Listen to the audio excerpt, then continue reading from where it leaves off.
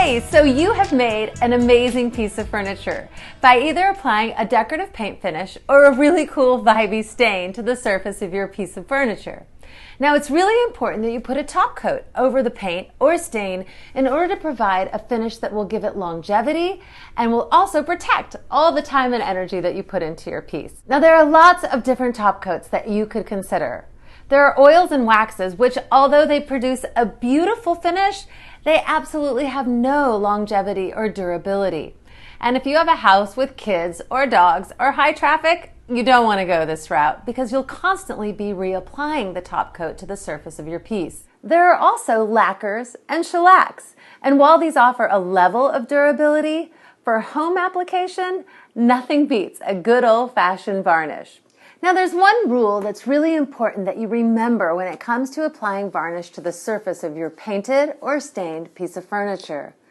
And it's simply this: if you started with oil, you have to end with oil.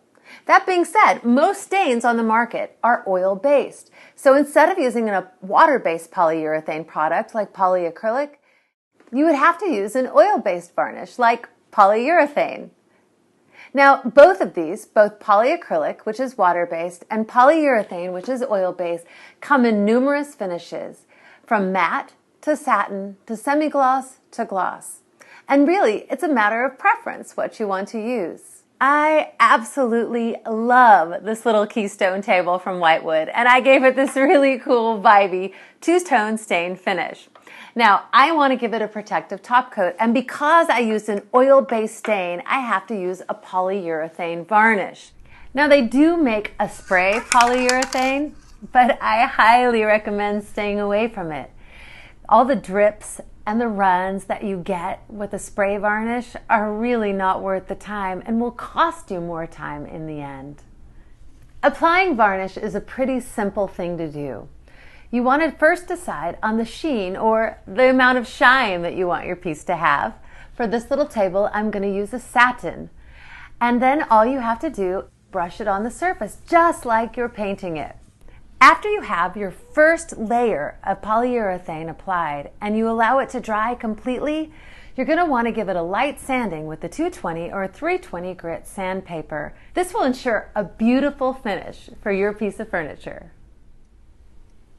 Just like that, you know how to apply a top coat to your unfinished piece of furniture.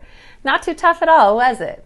Hey, if you want more detailed instructions, feel free to download the PDF that accompanies this video tutorial. Oh, and please share your projects with us on our Facebook page. And don't forget to follow us on Instagram.